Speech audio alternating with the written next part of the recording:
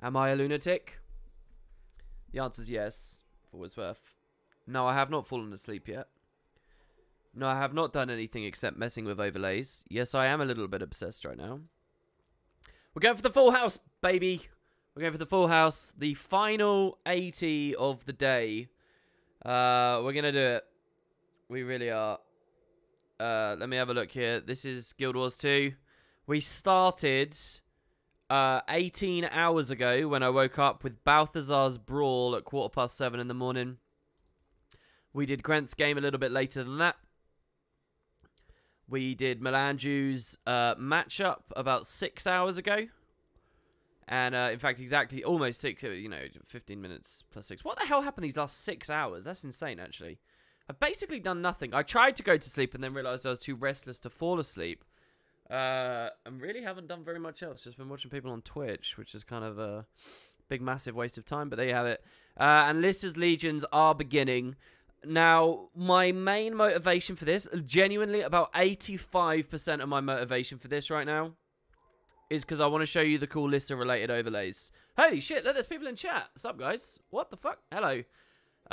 So yeah, I have stayed up this late because I want to do a legitimate Lyssa's Legions, and I want to show you the overlays. So, listen, everyone.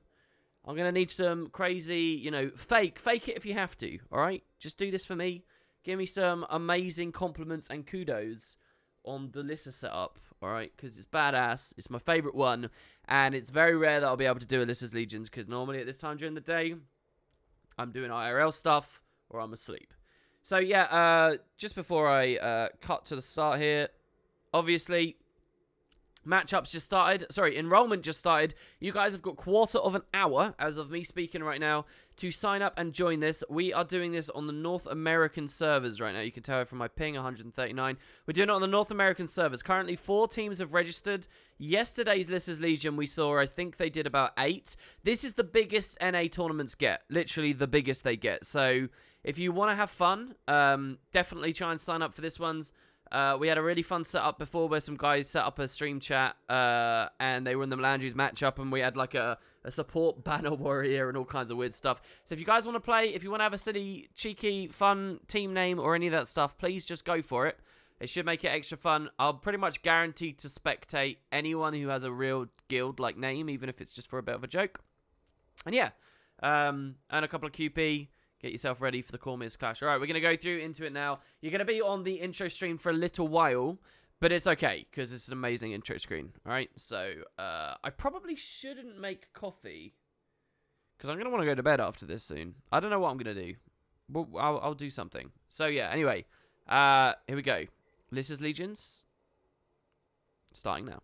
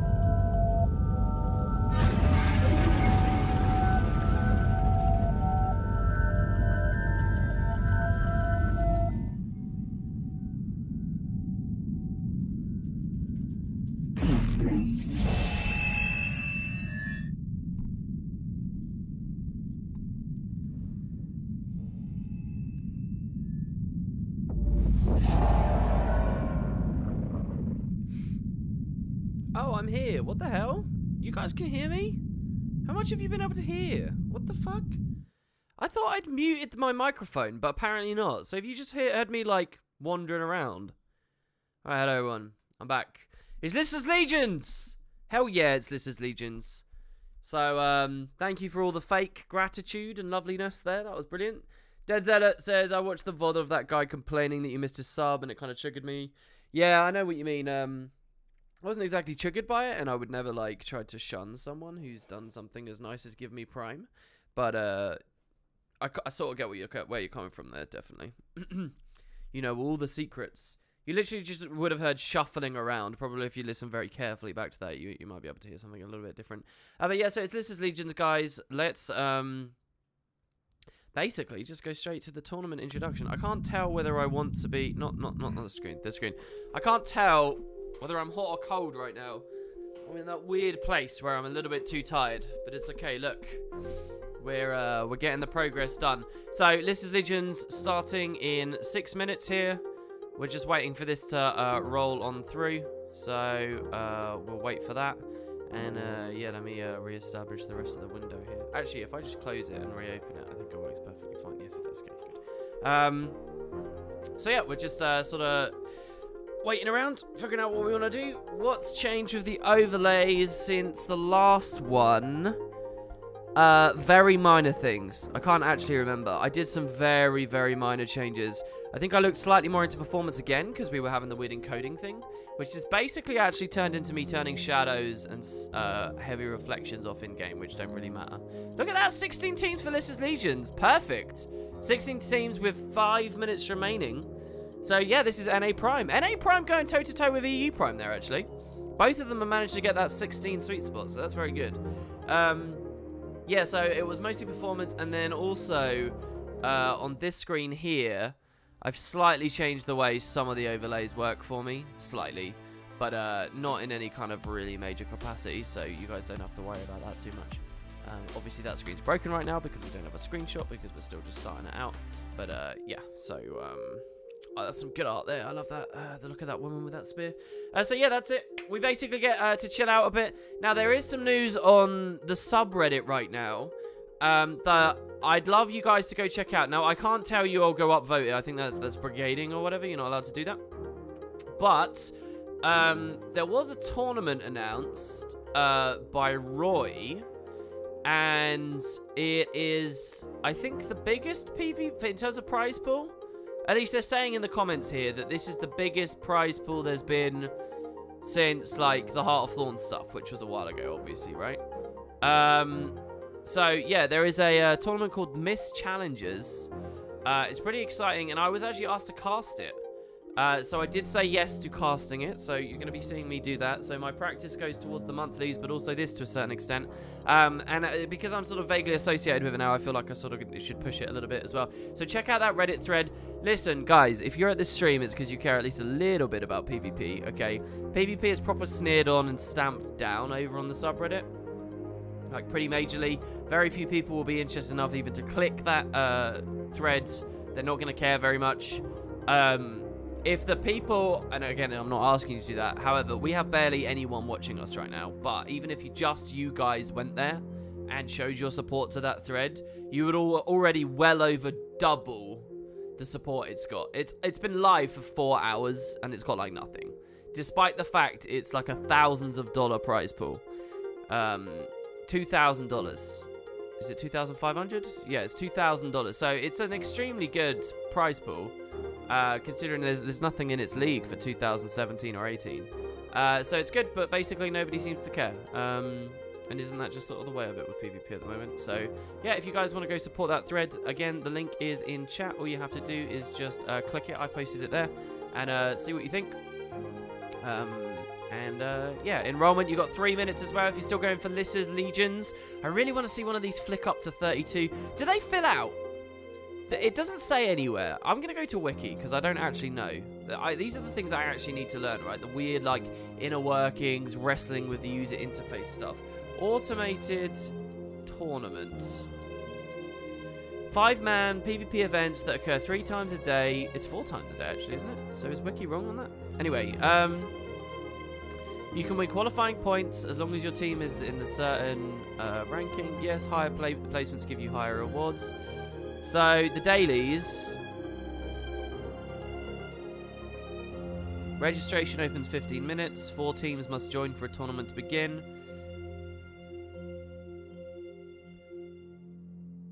So, I think it has the capacity for 32 players. Or maybe it's only 16. Maybe it only has the capacity for 16. If someone tries to join right now, what happens? It doesn't actually say anywhere on the page what the limit is. But it really feels like 16 is where it maxes out. Pathos V says, congrats, you've been doing a great job with this fresh take on PvP cast. And thanks so much, man. That means a lot to me. That's very, very cool of you. Thank you very much. Let's refresh our music here. That didn't work. There we go. That will refresh our music. Thank you, dude. I'm not sure how much I've accomplished, to be honest, with going for the full house here today. But, I don't know. Give it some time, I guess. We'll see. I just want to do the best job I know I can do. And if eyeballs come with it, then cool. If not, then at least I'll be proud of what I tried here. So, yeah, CVPCS, it's good to see you. He's made it to chat, guys. Is this the first time you've made it to one of the live ones? Or have you been checking out the VODs? Guys, this is the dude, the genius behind the kill counters and everything. What time do I stream on GMT? That's written in a ton of different areas, Happy Feet. Sorry, why would something get deleted? What's this? Why did your comment get deleted? Yeah, our bot does time and people out. I don't really like the meme-y, like, nonsense. Let's pander to 14-year-old kind of chat you find. So, like, if you do too many all caps, if you do too many emotes, all of that stuff, I'm like a horrible, boring old man that will cull your comments away. So, yeah, it might have been something like that. It's no hard feelings, just be a little bit more careful with it. Hey, Georges, it's good to see you. I kind of want to link you to that moment of the stream now where I saw all of the Georgeses as well, just so that you could see our side of the reaction and the Melanges matchup before. What exactly you're watching? You are watching the enrollment into Lyssa's Legions, the automated tournament here past midnight, because I'm a nutter, and I've basically just cast every single tournament of the day. We started with Balthazar's Brawl, then we did Grent's game, then Melange's matchup. Bournemouth's Clash, obviously not, and we're ending here on this as Legions. So, yeah, we're going for the full house. This will be the last one. This is North America Prime. Enrollment just landed. Let's take a look at the live matches. They should populate in a second. There you go. All right, what we got? Pig Iron, Dungeonesses, Beggar's Bindle, Cold Foam is Torn and Trouble, Where are the teams? Okay, here's one. Vamos. Vamos is the one team. Come on, NA. One team? One? That's pathetic. Vamos from Academia BR. They're going to be fighting it out on Eternal Coliseum. Oh, it's going to be really exciting here. So let's have a look at what we've got. First of all, let me just wait for people to go. Oh, they got Crack on their team. Actually, no, that's just the random Pig Iron Puddlers there. All right, so, yeah, we're just going to go through to the comps, check out exactly what's going on with them, and we will see what we have rolling through. So starting off with the red team here, looking first of all at Thief Thunderoo. Actually, let me clear everyone first. So Thief Thunderoo on DP Thief, rocking the Impairing Daggers. Hello, DP Thief Condi. No, he's on the Marauders Army. I don't know. He's just wanting a bit of a weird utility skill. Impairing Daggers, fine. Next, they do actually have a. This is a Core Guard. That's actually a Burst Core Guard. I will keep him in the damage slot for now. They're looking at an SD Thief as well, so they're going to be rotating heavily around with that one. They're looking at a Scrapper with a Hammer, Bulwark Gyro, Bombs. What amulet are we looking at on this? Marauder again, so definitely not a supporty kind of playstyle for this Scrapper. He's going to be seeking to unload some damage. Maybe even we could consider a Duelist. And then we got the core. What's going on with these core rangers right now? There's lots of them. So Nature Magic, Wilderness, Beast Mastery, and Marauder as well. Do they have a side nodey character? I think the closest we can say for the red comp is that they're running something like this. It's a terrible composition, just to be clear. And we almost don't even have to look at the blue team, because the blue team has very good players, we can already tell. So let's head on in watching the opening splits as we come on out. I want to watch the Marauder bomb kit engine scrapper here. I want to watch this. This is going to be amazing. He's running the bulwark gyro. I kind of wanted to see blast gyro there. Blast gyro with the bomb kit, guys. Look, the thematic approach. It works. It would have fit perfectly. Sorry, got to get the game audio up for you. Wow, that's loud. That's so loud. You guys can't even hear it. Alright, I have to fix that later. No game audio for the first queue, guys. No game audio for the first queue. So they go for the mid-fight. One of them immediately wipes. Doritos gets wiped. The Reaper comes in for the crazy pressure as well. What's he actually done here? Did we see him use any skills? He used Shock Shield. Oh, bless him. Oh, he used Shock Shield and the Elixir S. Oh, man. Well, we ain't going to see any function gyro res here. Don't forget they are fielding Double Thief, so one of them makes a break for it towards his enemy's close point. A bit of lag on some of his stuff here. He's using the snake. He realizes he's being plussed. He goes back the other way. This is a good idea. Gets nailed by the Reaper. Greatsword 5. Floated by the Chrono Gravity well. They're getting the rot value. Meanwhile, over here, so that's obviously double cap for the blue team there, as you can see on the minimap. And we've got Kruk pushing far. If you guys don't know, even I know this. This is a player that loves to push fast. Sorry, I never put the teams on for you all. I'll have to set that up again in a second, actually. They get the 3 cap, so hold on. Let's get our teams going here. And let me figure out audio. Basically, my PC is broken right now because it breaks on reset quite frequently. So I'm not actually sure what to add to that. Oh my god, I keep messing this up. Look. We're much more professional at this. We're fine. I've literally gone so late here that it's kind of ridiculous that I'm actually trying this. I'm going to be messing a lot of stuff up, but it's fine. Look, the hotkeys, we will learn them. We will be good at the game. There you go. Finally, we get the names. I'm sad. Look, they got a cool icon as well. Look at that hand. I swear to God, I love seeing guild teams though, because look at these guys. Look at Vanos here, right? They got this cool hand, like nobody else runs that at the moment. They were just pig iron puddlers and stuff. Have they managed to score a single kill? It looks like they did. When did they score a kill, or is my counter just broken somehow? Not entirely sure. We're going to take this time because this is a slam dunk to do technical things because I'm bad at my job and I should have done it before the stream, but I didn't think. So at least this way, hopefully you will be able to hear the game again.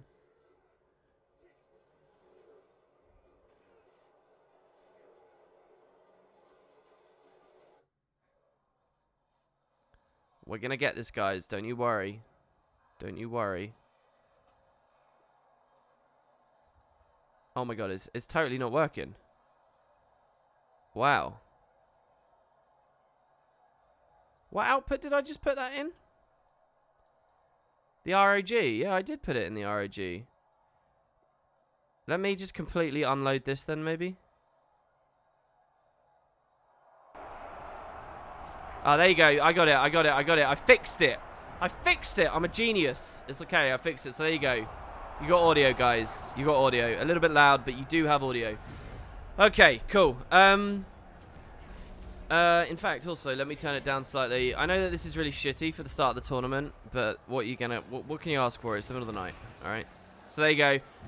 Anything else? Does anybody... Okay, so at this point, obviously, it's a slam dunk win for the Pig Iron Puddlers. Congratulations to them. That we pretty much all saw coming. There have been some good neutralizations. I think it's just because we see that the red team is so rotation heavy. If you guys want to see any of these builds be inspected before we move on to the next round, let me know right now. But I want to go analyze the blue team in a second. So anybody looking for any builds, this is your moment. Type it in chat. Let me see. And we'll see what we've got. I want to continue spectating the red team's perspective first, though. We got plenty of time to look at blues. They will be the winners. We'll be watching the Pig Iron Puddlers as they go through again. Yeah, Joel, do you get that same issue where you have to double reset your PC to fix your audio? Because that's exactly what I get. Did I just mention that on stream? I didn't even... But yeah, basically I have to double turn on my PC to fix my audio. Basically, that match was WP in blue versus the sound card in red. Yeah, it was something like that, guys. Pretty bad. Nobody's interested in any of the builds, really? You want to see the Guardian builds? This one here. So, we're looking... Oh, he's running Menders and Water. I don't understand, though. Smite Condition, Judge's Intervention, Shelter. Like, his utilities are like... I mean, this is a bizarre build. Unless I'm missing something. It's like a core guard support that doesn't run supportive utilities. It's all just selfish stuff. It's like he's going for damage. I actually think what he's tried to build is a damage guarding bit. Maybe he's heard online that Mendes is good and meta, and that water is good and meta or something. So he slapped these on, but there's no synergy. So I don't really know. Hey Rav, it's good to see you. We got our mod, guys. Sweet. So we got the police in. I feel so bad. Look how cool that hand is. I wonder how many cool emblems they actually have in the game. Can I set that up anywhere? Oh, you can. Look at this. Look at all these potential PvP icons, guys. Look at this. You could become Toil and Trouble 2.0. Look at that. Didn't they add some new ones when Heart of Thorns came out as well? Look, you could be a turtle team. You could be the turtle team versus the crabs. You could participate as Lyssa's lot and Lyssa's legions. Why does nobody enjoy this shit, man? Look at this. You could be spiders. Look how many there are. I'm actually really impressed with that. Oh, rest in peace to the scene. People should... Georges, can you do me a favour and keep recommending that people actually set up proper teams? Because this is so much cooler if they do. Is the Elgato worth it? I haven't used an Elgato for a long time. If you're going to be capturing consoles, I think so. But the current gen of consoles, you can record directly in them. So I don't really know. Anything else you guys want to see? Mesmer builds? So there's only one Mesmer, funnily enough. It's here on the blue team, the dominant blue team. Let's see what they're running. Their demo with the sword shield chrono setup. Chrono Phantasma, so just all the crazy double summons. Double defenders, double disenchanters, double the shield one, quadruple warlocks, gravity well, just disgusting. Continuum split the whole lot. Yep. That's basically what you'll be looking at there. But seriously, George, seriously, I really, if we're going to collaborate on stuff, I really, really, really, really believe in that. I want to see that happen as much as possible. For some reason, by the way, one of my overlays seems to be broken as well. What happened to the red overlay? It's not loading up.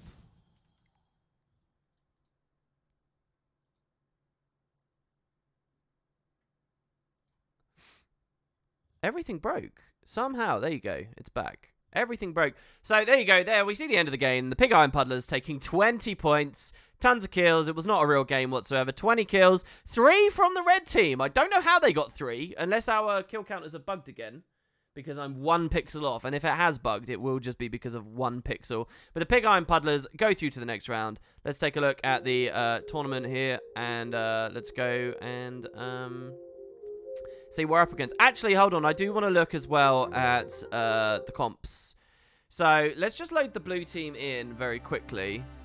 And let's see. So, they were fielding a Mesmer. This was the Chrono, right? So, definite duelist capacity. They had Kruk. I'm actually going to say Kruk was going to be duelist going far. This is like the thing, right, that we see here. Kruk up in this box. Next, we've got Mexican Juan. On an Ellie. What was the Ellie build? I don't know. So I'm not entirely sure. I don't know what the Guardian build was either. We really didn't look at that game, so I'm not sure. Pretty sure Champion of Grenth will have been on support. There's a chance that this, down here, this was a Firebrand support. And then they had like... I mean, this must have been a Sword Weaver, surely, which would have been more of a duelist role. But I don't know. I don't know what we saw there. But yeah, the red team, this is a red team genuinely fielding one of the worst comps I've ever seen, in my opinion. Not a solid comp whatsoever, especially considering some of their builds are off meta, not looking too good. Let's go back to the lobby now. And, yeah, who was it that won there? The Cold Foamers, right? It was these guys. I think they just literally loaded into their next game. I think they were the Cold Foamers, weren't they? I'm just verifying that for you all now. No, it was not the Cold Foamers. The Cold Foamers are in a different setup. Who else was it then? The Pig Iron Puddlers. It was definitely the Pig Iron Puddlers. It was the Pig Iron Puddlers. Okay, so we're going to be waiting just a little bit to go into this next queue. Let me get my auto-click rolling. That's another thing I didn't set up. Look, I was going to bed, guys. I actually shut the whole PC down. And then I decided, no, I'm going to go for the full house. And here we are. So it was these Pig Iron Puddlers, right? So everything shut down. That's why audio broke. That's why the hotkeys broke. And here I am. So yeah, chat, what do you think? I actually think we could see the Pig Iron Puddlers go quite far there. I recognise quite a few of their names. Old school names as well, actually, that. I wonder if they've come back because of the big tournament that's been announced. I'm not entirely sure. Is it possible to level purely from PvP?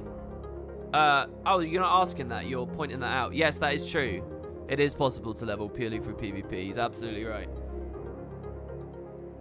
What? What did you say, Minion Monster? What Minion Monster? What are we talking about? What, the art, you mean? Like, don't be rude about that art. That art's fucking fantastic, alright? And people rarely see it, okay? That's the quality you get from my streams now. I'm basically just showing you all the assets you don't normally get to see. Guild Wars 2 seems so complex and boring all the time. Complex and boring. I'm not quite sure how those two go hand in hand. Look, the Minion Monster art there, Valen, is there, Valen, because it's meta. I don't know whether you've seen, but there's a guy on YouTube. He does Guild Wars 2 videos. He's called World of Enders. Short name, nickname of Bootspur. He does build videos. And he did a video where he made a Scourge. And it's like a Scourge carry build, but it's not Condi. It's a Minion Monster Scourge builds. Pig Iron Puddlers taking ages to get into their game, by the way. None of the Pig Iron Puddlers are getting in their games. I don't actually know which... There's so many Pig Iron Puddlers. Which was our Pig Iron Puddlers? I have no idea. NA is pretty cool, though, guys. I recognize so many names right now. This is probably just because I play a lot of NA. Like, literally, I recognize Griff, Rawn, Display Name, Mer, Snowfall, Shadelang, Hui. I recognize a lot of these names. Some of the others I'm a little bit even iffy on. I maybe recognize. Yeah, so it's like this crazy Scourge Minion Monster build where you give them might, right? You give might and fury to your minions and barrier so they don't die. There's no other setup for Necromancers existed that can make minions so potent. All right, it's extremely strong. You got that Condi cleanse where they take the Condi from you. Yeah, they explode into poison clouds when they die. You get additional minion value when Mesmer clones are cleaved out because you get jagged horrors from the Mesmer clones. Look at that fucking synergy, that counter comp for the current meta stuff that's going on with the game. You got to take this stuff seriously, dude. I don't even know what the art is right now, but yeah, that's also meta. It's a thief thing, but I don't know which one. Ben Lubar says, I'm playing that in CM. Are you really? That's funny, dude. CVPCS, it's good to see. You had previously mentioned trying to find a Guild Wars 2 song for the team spec screen. I would suggest Timey's theme. I know you're using Timey's game too for the main lobby, but the theme version has a much calmer sound and is more in line with the Final Fantasy 15 music too. It might fit. It might sound too similar to the existing lobby song though. Interesting. I could look into that. I am kind of in love with that FF15 music. I just want to be clear.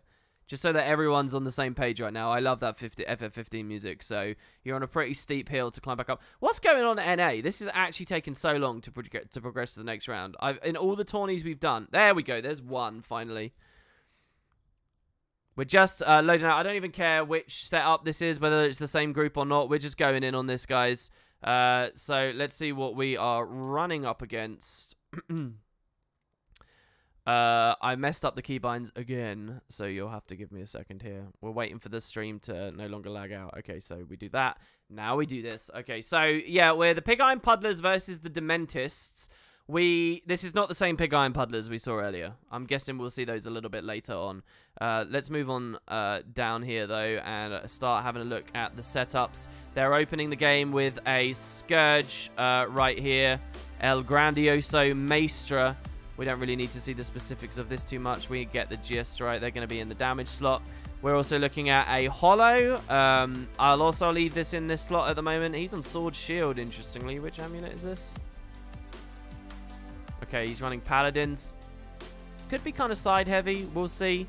They've got their Chrono, which I would anticipate probably is going to pick up close and backnode for them a bit. They have Greek Airs on the Firebrand support.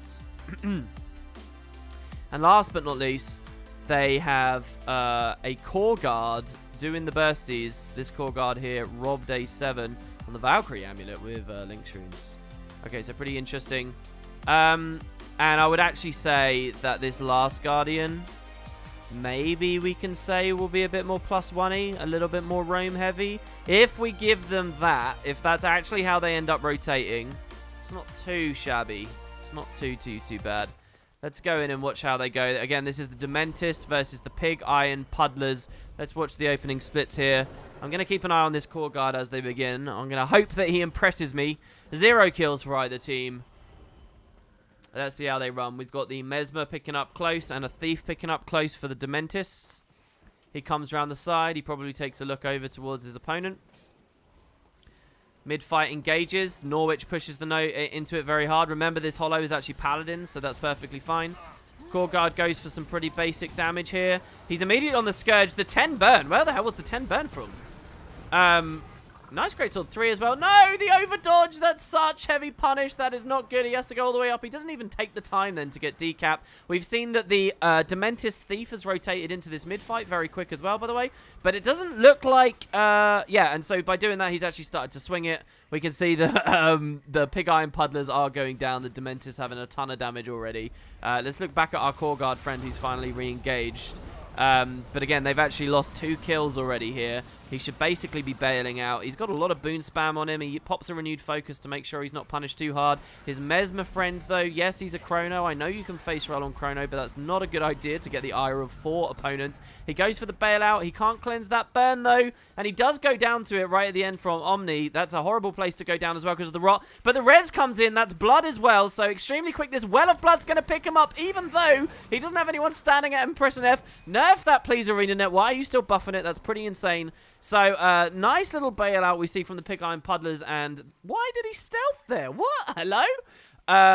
So we do see that they managed to re-neutralize sides despite having lost mid. It just comes to a question of whether they can actually hold them here. There's going to be a 1v1 over this one.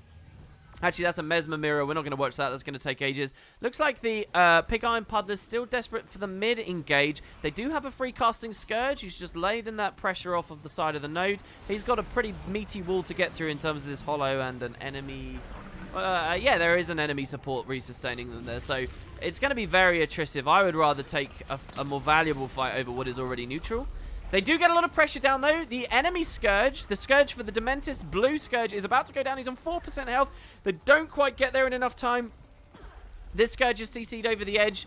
Doesn't get any pills from his allies. It looks like he's going to go down pretty goddamn hard here. The Core Guard is on the pills now, so you can see he's rotating in. But he's getting pressured super hard too. Renewed focus won't even save him. It goes down to the Burning and the Torment in the middle of it. That's probably because he ate a Ghastly Breach. Another 3 deaths now. The 1v1 having just been lost as well that we were watching for a second ago there. Not looking good for the Pig Iron Puddlers. Not many kills having manifested for the Dementis just yet.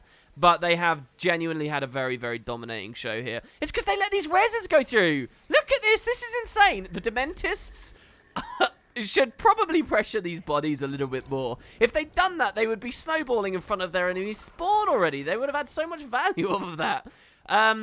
So, looking back here, the Pig Iron Puddlers on a little bit of a more defensive play. Red just reclaiming their close. This is a good little move here, allowing their Scourge to move up while the other person makes sure that they get the back node. He needs to really push in, though, because there's downstates already going live. This Scourge's job right now is to save Norwich's life. The Stomp goes through. You can see the reap happening there under my cursor. I should probably run the YOLO mouse so you can see my cursor there in cast. I'm going to try that, by the way, in a future one, guys. We're going to see whether that's a little bit better. He takes the side point aggression. This isn't going to go anywhere for ages. He's just free casting on a firebrand. Eventually, the Scourge will flip that, by the way. But with 2 of his allies down, you will see the Pain Train. I mean, we've got a good helicopter view of it here. That's just going to basically slap in a Scourge and Firebrand. Oh, so Greekaz is actually the Firebrand. This isn't the Core Guard. So, in theory, this little duo could have played well. But you often see in the early rounds, people are starting out learning how to work with Firebrand Scourge combo. And they're just not that good with their footwork. And it ends up getting them pretty heavily punished most of the time. It's usually not actually a good... I would recommend if you're starting out, Firebrand Scourge is a very specific style of movement that maybe you'd be better just going something more duelist heavy. So you can focus on your 1v1s and get better at that maybe. I don't know. Anyway, so Norwich now massively outnumbered, is going to continue being outnumbered as long as his team keeps getting these staggered kills here. They are actually all live on the board. As soon as this Scourge comes back through, every single one of the red players will be hot. Let's see if he can do some pressure. This will be some good counter pills for Norwich here. But essentially, we're looking at the Pig Iron Puddlers being against a 2-cap here. He doesn't quite get to this. I mean, we have a Scourge pushing far here, solo. It's actually really bad rotation. He's too slow to score to prevent the full cap. He's lucky that he got Newt here. It's because his enemy, Mesmer, isn't necessarily playing as heavy on the node as they could be. But look, I mean, he's a Scourge. He is not a duelist. He's not going to win that 1v1. He has to bail out. Norwich coming in with the pills and the supply crate. Now we see this roll on through. The no value out of the shield fall whatsoever. I do kind of want to watch him on sword, so we're going to linger at this fight for a bit. Hopefully you guys don't get too upset. Look at this beautiful decap coming from this thief here, by the way, right over to the windmill. Red team are not in a position to deal with that. And with that decap, we're going to actually start seeing that the Dementist really start snowballing away ahead. Can this Hollow do anything with a sword? See, sword's interesting because it builds heat, right? It builds heat while you're not even in the forge. Like, and that's just... Whoa! What was that? Oh, it was on a clone. Never mind. It was on a clone. Like, I don't see him beating this Chrono here. Is he going to beat the Chrono? We're going to watch this for a long time. I'm sorry. Give me feedback on how annoying... Because we watched that, like, SD versus Staff Thief on the cast for the Melandrews matchup before. All right, Plus comes in. Does Norwich notice it in time to be able to bail out? It doesn't look like he does. He's being conded like a bomb there. And down he goes. So, not great 1v1ing. Remember, being a good 1v1er, being a good duelist in this game, it's not just about the fight itself, it's about surviving pluses. If you can't do that, you're not worth a damn. So, we see the full cap comes back from the core guard. Sorry, I said the core guard. That was really cool how the camera zoomed out through the window there. He takes a very leisurely stroll back to mid while his Firebrand Scourge combo is being hammered. Let's watch how the Firebrand tries to bail away. Really, the Scourge wants to bail away with him because every single one of these animations that this Firebrand uses is AoE. So he may as well get the value of healing himself and the Scourge together. But you notice the Scourge here just went down, was not stood with him during that. The camera's being so horrible at the moment. And so, you know, I think that that's something that they basically need to learn. Firebrand also being completely outmatched here as well with nobody really to offer him pills. And with that, I don't think that they're managing to manifest any of the big fights. I really think you can pin a lot of the lack of success for the Pig Iron Peddlers down to this and that they're positioning with those guys. 1 kill for that team on the Reds. We just saw the 12th kill go through for the Dementists. There is a downstate here. Finally, actually, Pig Iron Puddlers getting their 2nd kill of the game and their 3rd kill. They actually win a node. So wait, what was their matchup here? It was a 2v2, wasn't it? It was a 3v3. They freaking just won a 3v3. Hilarious that this is the 3v3 not reliant on their Firebrand Scourge. So these 3 actually do outnumber. There you go. Look there. They snap that down. Congratulations. So that's 4 total kills for these guys. They can take this swing now to maybe make something happen at mid, but they have to do it fast. Basically, guys, they lose their momentum as soon as all 3 of these blue players come back out. One of them already here. Until they're hot on a node, they don't necessarily account for anything on the board. So let's watch whether the Firebrand Scourge and a little bit of assistance can actually pull the mid to decap through. This is the win condition, sort of. I mean, they have sides, right? Just to be clear, I didn't tell this story, but they have sides. The decap here, coming down for the Pig Iron Puddlers, could be really good. But they have to actually secure it. I think who will be really interesting to watch here is the Scourge. If he'd got a good Ghastly Breach down on the node, it could have been very powerful. But here we see he's actually down off node. You can see that the support blowing a lot of stuff to go for the sustain. Again, I think it's the position. If we saw that the support had been stood with the Scourge more, or the Scourge had been stood with the support more, he would have sustained. But, you know, that was too distant. That wasn't in range of many of the big tome effects. And believe me, that's quite tough to do. The tome effects are pretty large. So another wiped mid fight. When you can't win these big mid engages and you're on a fairly slow comp, right? Like, look at the red team right now. They don't have anyone that can zip around very fast, even though the big engagements are being lost. And those two kind of spell disaster. There's not much opportunity for the red team to get back into it. Not unless they suddenly start fighting much better. Norwich basically has to be on the defense, waiting for his allies to respawn and get back in. We're watching the core guard do just that. Blue team, you'll notice here, the Dementists actually bailing when they see the pluses coming in and surviving. So here, Blue gets a lot of value out of that player still alive. So much value. I mean, watch this. Look, he's immediately on the harass on the Scourge. Instead of dying there, he manages to push this through. So here we go. The combo is resustained together. They stand together much better now. This is actually a lot more impressive, I would say. Danger for the Pig Iron Peddlers here, by the way, having just lost their fight on far. That re-establishes the 2-cap for the Dementists. with that 2-cap re-established, this is looking really bad. A lot of pressure come down, though. That was actually a hell of a lot of condies and a really good Ghastly Breach. Looking at the blue Scourge over there, he's actually getting kind of low. A good Garish Pillar could knock them off the pillar, off of the gangway here and actually help them to resustain. Actually, it does very well there. Oh, no, but why did the support go down? The support goes down. The Scourge hasn't noticed that his partner is no longer with him. If you're not on the ball, he takes the merciful intervention to try and get back up, but blowing that cooldown just for that is kind of nuts. Still no neutralization here. Norwich doing his best. We did see a renew over here, and we saw a renew over here, which is going to delay the inevitable. But we have to see them win mid. And we're not seeing it. Let's watch Norwich's perspective. Running that hollow. Seeing what value he gets out of that sword there. Blows his stun break here for no discernible value. The support goes down. The Scourge goes down. Norwich going to be one of the last ones on the node here. Definitely the last one for the Dementis to focus. And with the kill score, 15 points Dementis gets just on top of this team fight. And all they have to do now for the blue team on the Dementis is stand here and go watch, go play Hello Kitty online, because they will win the game. They've got all of them beautifully positioned. 502 points. We see 4 kills come down to the Pig Iron and 19 on the Dementis. 19 freaking kills, guys. That's a big difference right there. So there you have it. Moving back to the lobby, let's have a look at what they were fielding now, right? So they had their Firebrand support. They had their Scourge DPS, whose thing I don't see for some reason. I must have broken that as well somehow. I'm not sure how, but I must have broken that somehow. We have Noxie, who was running Hollow, probably in this setup. I don't know, probably more at the mid-fight. It was probably Scourge and the Hollow at the mid-fight, with their rotation capacity here and a bit of dueling capacity. I love the Blues comp. I think Blue comp, remember, you're not seeing in this damage box up here, you're not seeing the Scourge icon for some reason, because it's broken for some reason, question mark. But I really, really, really enjoy this. I think that this is an excellent little setup, and there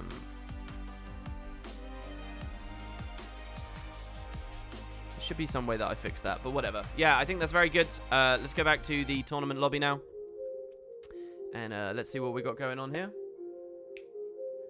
Show me your settings after this game if you get time, or print screen me them later. Which settings is that? In-game, Jebro? Which settings is that, man? Alright, so continue on with the Lyssa's Legions. We just watched who win? It wasn't Ranger Danger, it was the Dementists, right?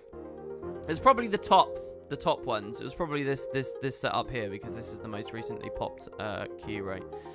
So, yeah, we'll be on to that game very, very quickly. Wow, no, it is not that. It is not this game. This game's already live. There's no way that it's this game. Did somebody get seeded, perhaps? What about these Dementists? Ah, yeah, it's these Dementists here. Okay, so we'll wait for these. What settings is that, Jebro? What were you talking about there? What have I missed?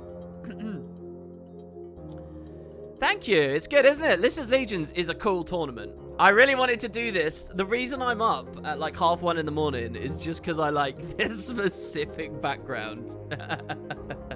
Rav says, I'm amazing. Just ask. Yes, he is. Everyone in chat. Rav, our mod there. I guess Jebro's a mod too. I don't remember modding you, Jebro. That must have been a long time ago. You can't wait for me to reveal the rest of the character for the LP so I can do some group art. Ooh, a sticker. That's a very cool idea. I wouldn't hold out for that, though, for a while. Let me just say. Streamer privilege. Yeah, why are you a mod, Jebro? Why have I modded you? It must have been it must have been like back when I modded Lore. Yeah, it must have been right when I started streaming. Jesus. See, look, I'm nice and I don't do that. You're a sub to me as well. Since when have you been a sub to me? Did you get gifted that at some point? Yeah, look, George just doesn't have it. We actually have a lot of names here. It's good to see you all. But yeah, Wastika, I would keep a little bit distant from that. We're gonna do some, guys. You got to remind me somehow. I know I don't look at chat while I'm doing this, but someone has to remind me to do an instant replay, please. There's not been interesting games yet, so there's not really been any great instant replays, but I swear to God, we have to do some. By the way, can people confirm to me that the stream has not been choppy this time? It shouldn't have been choppy whatsoever, right? You're knee-deep in Gravelings, running through AC on your fresh level 45 Rev. If you can do it on Rev, Eric, I think that's very impressive. I hope you're running Jarlis, because you'll basically need that, dude. So Rob Man Out says, can anyone spectate the ATs, or do you need a certain flag ticked? Yeah, you need a certain flag ticked by being an ArenaNet partner. So your best opportunity as a PvP pure focus person to eventually be able to get into that casting position is do stuff for the community and your own gameplay streams, like a lot, and run events that roll in hot joins and cast those. Then once you've got that backlog, you can submit yourself as an ArenaNet partner, and once they verify you're not a douchebag and that you're not going to use it to cheat and blah, blah, blah, you'll probably be able to get it. It's a crying shame, but you literally have almost everyone that utilizes this in my chat right now. You've got Georges here, you've got Jeb here, you've got me here. Who else does this at the moment? I don't think too many people, so it's just kind of the state of PvP right now, but that's on the change, guys. Rav, you're not meant... Listen, man. Rav, you're on my stream, okay? You're supposed to say, I'm the MVP, all right? Don't big up Jaw, all right? Look, I've got competitive spirit going on with Georges here. He's the one getting all the imitations in the games. I don't see teams full of wooden potatoes charging through. It's not good, all right? It's all about me on my stream. I get to be a narcissist, okay? Angels, I haven't been to your stream for a while either, dude. Not since season 10, actually. I feel kind of bad. Have you still been streaming a lot? Maybe I forgot to click follow on you. That might literally just be it. WP, they're actually copying you tomorrow. I said on my stream that I wouldn't, like, if it is a malicious thing, like, I probably wouldn't worry too much. But if it's like a flattery thing, hell yeah, I'd take that. Hell yeah! I'm kind of wondering, Jor, as well, was I asked by Roy to do this tournament, the new tournament? Was I asked to do this instead of you because you're going on holiday? Is that the situation we're in as well? I haven't had the guts to ask Roy that because I feel like that'd be an awkward conversation. Like, hey, was I your second choice? But I was wondering that as well. Yeah, I don't know why you work for me, Rev. I don't know why you work for me. It's probably a terrible idea, dude. Jesus, this round's taking ages. I want to watch these. I mean, there's so many Dementists. This tourney's been terrible, guys. This tourney's actually been terrible for team names. Let's see what this bracket's looking like. Oh, this bracket just opened. Screw it. We're watching this one. We're watching this bracket because fun times are about to unfold.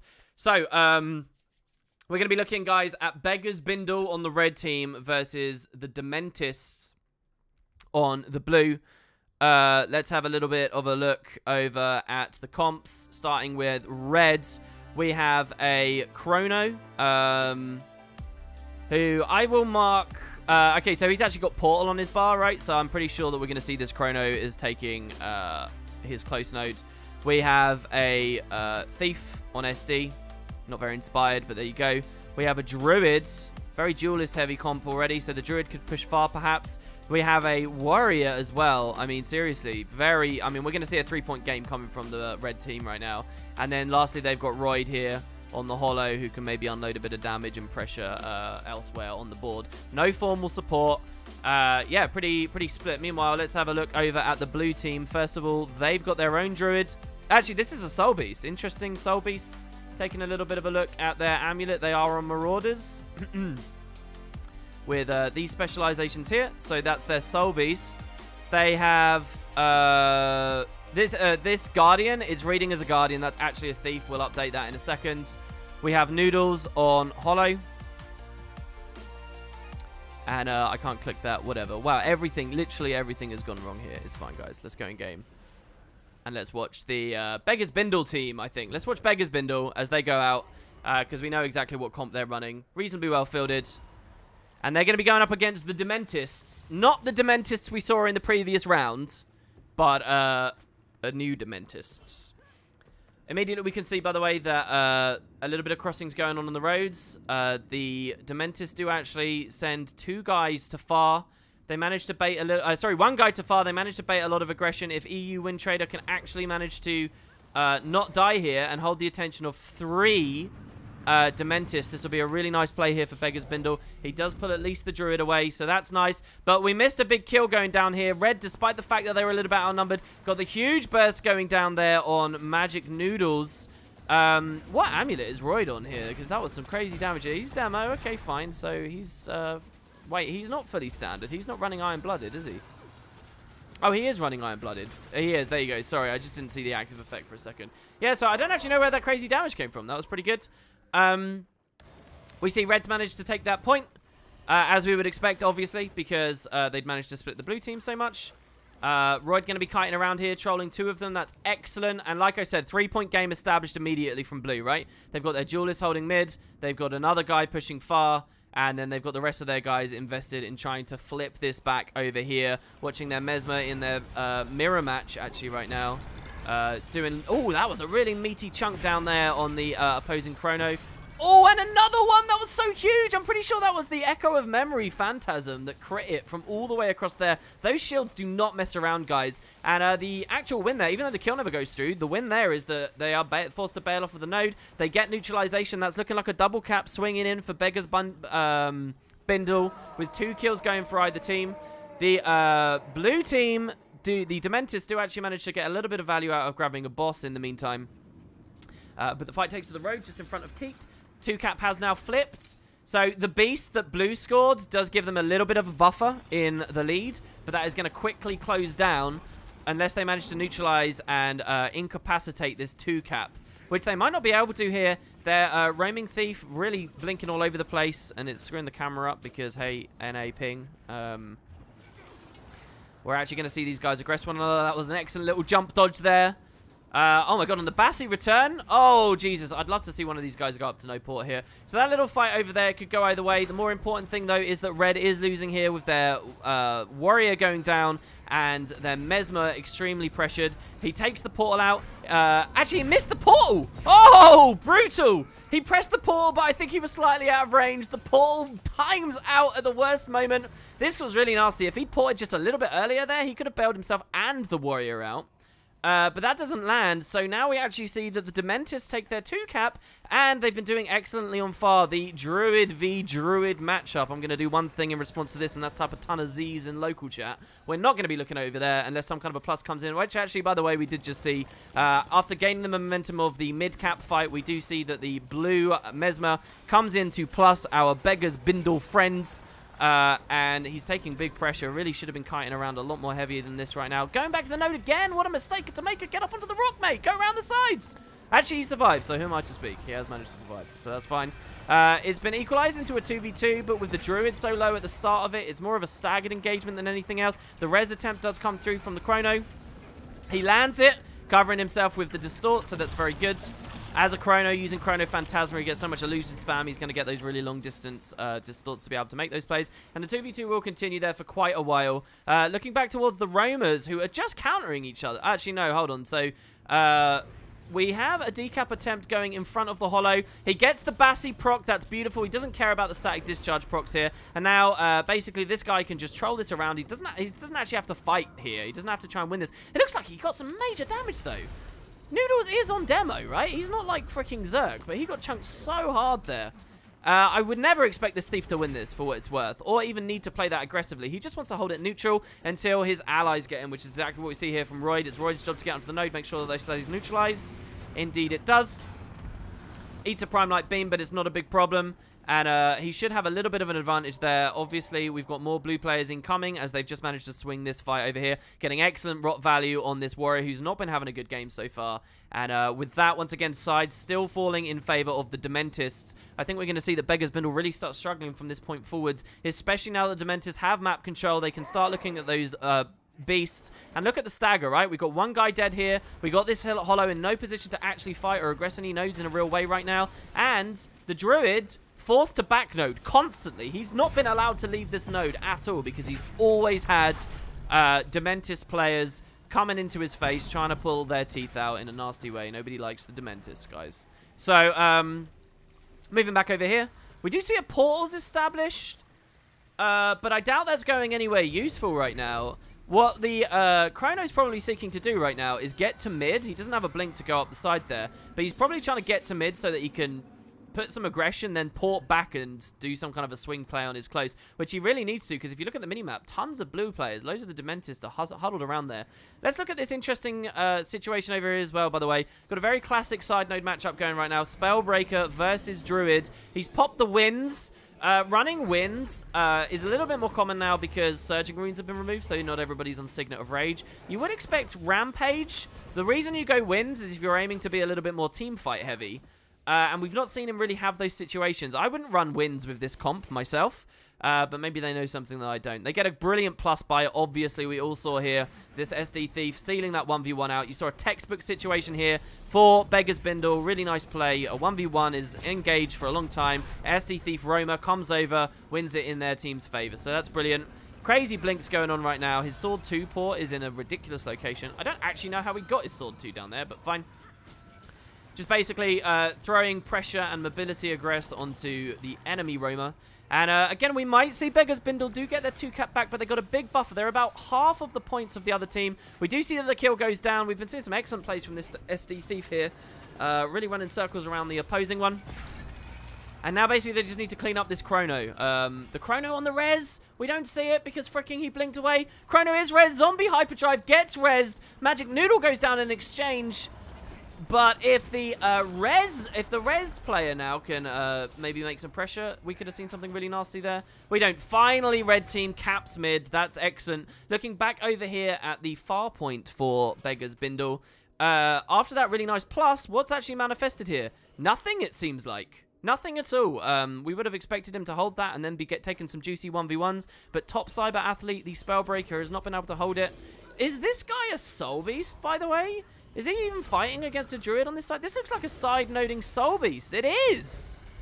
So Shade Beast on a Soul Beast build. I need to learn about this because that's kind of crazy. Oh no, or it's Chrissy the Druid because they are fielding 2 Rangers. Anyway, I digress.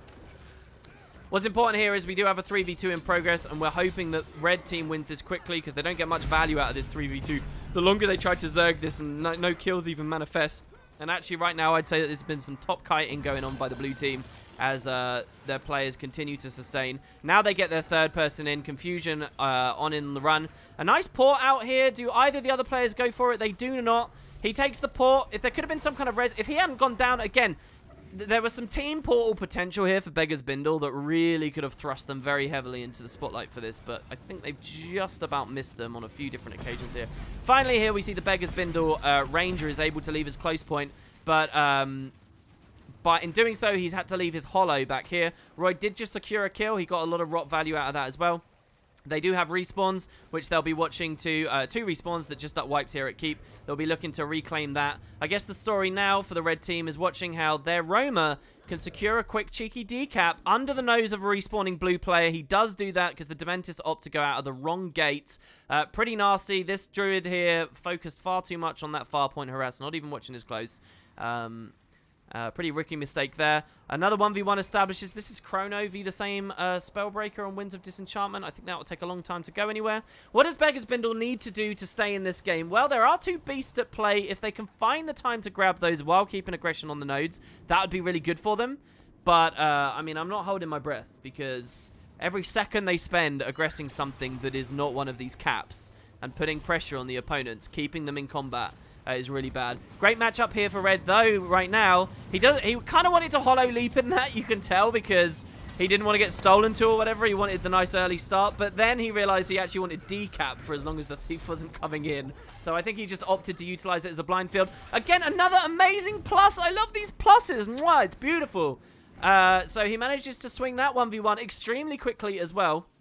That's what you get on the blue team for playing as a roamer and deciding that you're going to create an opportunity instead of take one. Blue going for the sneaky boss here. Let's watch how the red team keeps their eye on that. We've got the roamer just waiting for the... he doesn't even go for it. Maybe he's AFK, maybe he's typing. That could have been an easy steal there.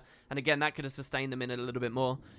We do see, by the way, that the 1v1 over here manifested with the red team coming out on top. But blue hasn't flipped the keep yet. And again, it's just too much of a buffer. What I actually think's happened here is red has been playing a better game for the majority of the game, but their start was so much worse that they can't catch up. Or maybe they've not been playing the better game for the majority of the game, but they've been going blow for blow for the majority of the game. It's just that the start did not go in favor of them. That's why, you know, the start of Conquest games are so important, right? Because so much momentum is gained there, so much can define the rest of the match. They've been going point for point for a long time now. You'll see that when we go to the timeline at the end. So the bailout arrives here. We've got a incoming plus, a druid plus. This obviously isn't going to swing anything very quickly. Looking at the perspective of Korakor here, who's established a portal and is seeking to bail out. Oh my god, he gives up for neutralization? What is this? Oh, well, that seals the deal, really. I don't know, man. Win condition for blue, almost certainly now, just to hold this. The Dementors dedicating their soul beast to sit there AFK, playing Hello Kitty. Looking back up to the middle. Warrior at least going for some good kites around here, making sure that he can throw that aggression off from the SD Thief. SD Thief hates this area because he can't use his sword to paw. All he can do is throw his dancing dagger. This SD Thief doesn't actually realize he can just attack through the fence. But yeah, so he zones him away. Gets on the node right before full cap, so that's really good. I mean, these are solid plays. This is a nice play. The 1v1 over on the other node, it's not been lost. It's still in progress. But again, like I said, win condition is this. We are ticking down to the last few seconds, and Blue's identified it. Okay, the Dementists, they're sitting here, and they're saying, listen, you're going to have to sit in this dentist chair and lean back and say, if you want this. Amazing, look at the plus coming. Oh my god, does he get the stomp? Where was the cloak and dagger? Where was the cloak and dagger? Why didn't he just stealth stomp that? Am I missing something? Let's see if we can highlight that. We'll watch that back in a second. I might have missed it. I swear to God, couldn't he have just taken the kill, cloak and daggered, and then avoided the daze?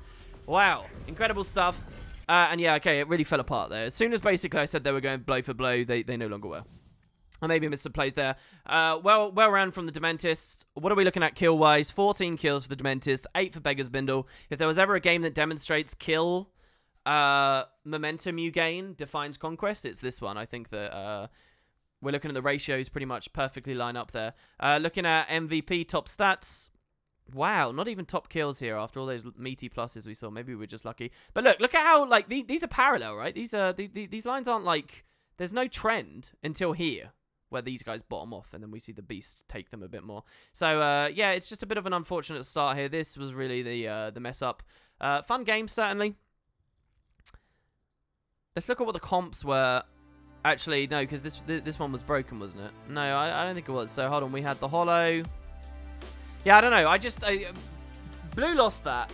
And I did say at the analysis screen here earlier, I did say that I think Blue had a... Red lost that. And I did say I think Red had a very strange comp. Too duelist heavy, in my opinion. But yeah, maybe that's just me. Let's also take a look here, just before we go into our next queue, at that little moment there, right at the end. I do want to watch this SD Thief. Am I missing something? I really want to notice what his setup was here. So we are running through with an instant replay here, guys. Just give it a second to load up. And yeah, let's watch. This will be in slow motion. Yeah, we miss it. We miss it. Okay, so it's right at the start. I pressed the hotkey too late. But, like, he's mid-stomp here. If all he had to do was press the skill 5 first, you see he goes for the stomp. And the interrupt does come from the Druid's lightning, which would have been impossible had the Cloak and Dagger here been procced. He did have full initiative, which is what I thought I saw. He had a Shadow Step stomp as well. And this might not look like that huge, because obviously the other guy got in anyway, the Guardian. But at the end of the day, he was going for the stomp, so he thought that was a play that he could make. And if he'd got that could have been neutralization right here at the end of the game. And you never know. You never know. So anyway, I'm not here to criticize. I was just interested in how that would go. Moving on with Lyssa's Legions. We are in the semis, I believe. So this is the other bracket of semis. I don't think this is the finals.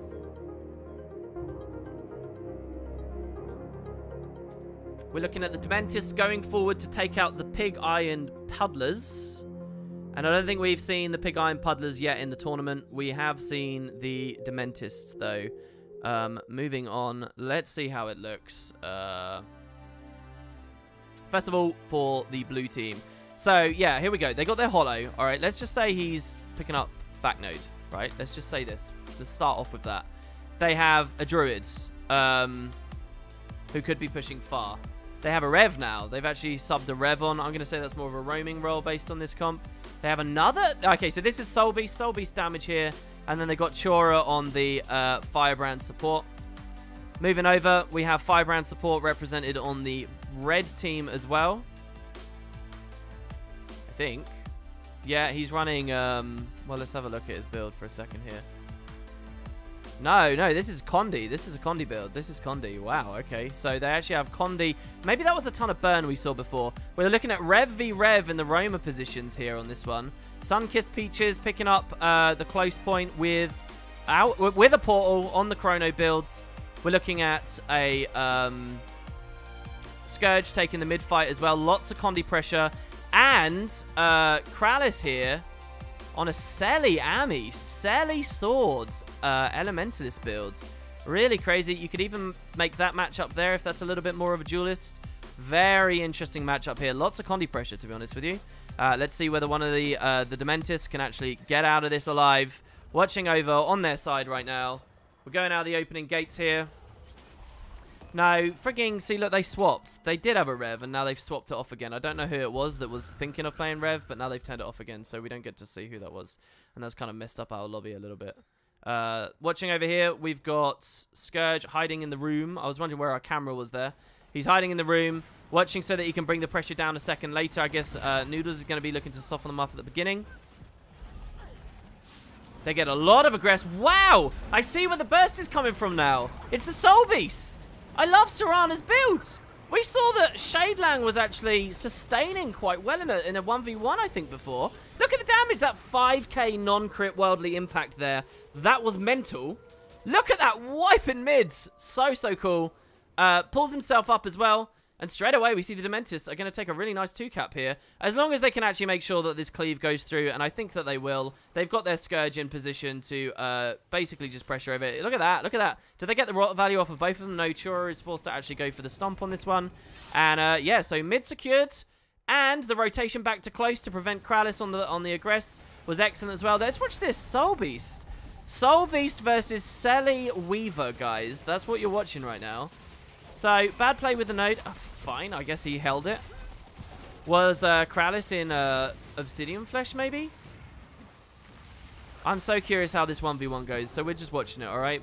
Keeping an eye on fire on the minimap, you'll notice, of course, that the 3 caps come down.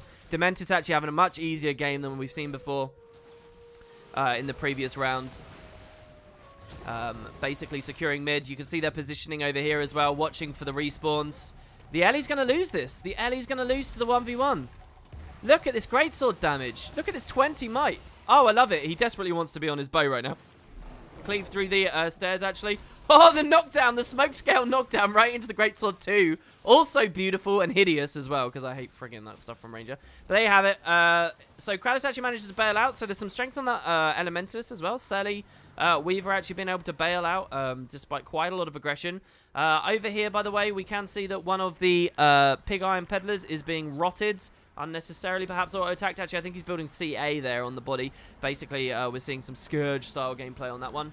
The support still moving around, making sure to watch anyone on the cross. Sunkiss does slip through.